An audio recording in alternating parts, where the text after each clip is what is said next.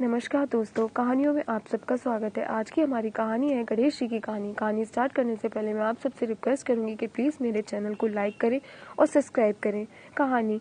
एक बार सभी देवता किसी मुसीबत में पड़ गए थे। सभी देव शिव जी की शरण में गए और अपनी परेशानी बतलाई।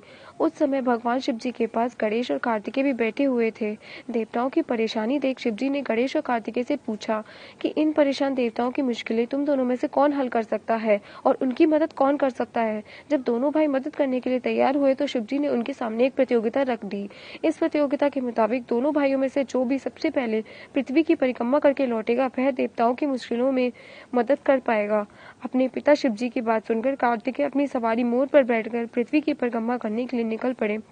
लेकिन गणेश वहीं अपनी जगह पर खड़े रहे और सोचने लगे कि वह मूषक की मदद से पूरे पृथ्वी की परिक्रमा कैसे कर पाएंगे। इसमें तो बरसों बीत जाएंगे। उसी वक्त उनके मन में एक उपाय सोचा। वे अपने पिता शिवजी और माता पार्वती के नजदीक आए और उनकी 7 बार परिक्रमा करके वापस अपनी जगह पर खड़े हो गए। कुछ समय बाद जब कार्तिकेय पृथ्वी की परिक्रमा करके लौटे तो स्वयं को विजेता कहने लगे। तभी शिवजी ने गणेश जी की ओर देखा और उनसे पूछा कि क्यों गणेश, तुम क्यों पृथ्वी की परिक्रमा करने नहीं गए। इस पर गणेश जी ने कहा कि माता पिता में ही तो पूरा संसार होता है, चाहे मैं पृथ्वी की परिक्रमा करूं या अपने माता पिता की, बात तो एक ही है। सुनकर शिव जी बहुत प्रसन्न हुए और उन्होंने गणेश जी को सभी देवताओं की मुश्किलें दूर करने की आज्ञा दे दी। इसके साथ ही शिव जी ने गणेश जी को यह भी आशीर्वाद दिया कि कृष्ण पक्ष की चतुर्थी पर जो भी व्यक्ति तुम्हारी पूजा और व्रत करेगा उसकी सभी दुख दूर हो जाएंगे और उसे सभी प्रकार के सुखों की प्राप्ति होगी।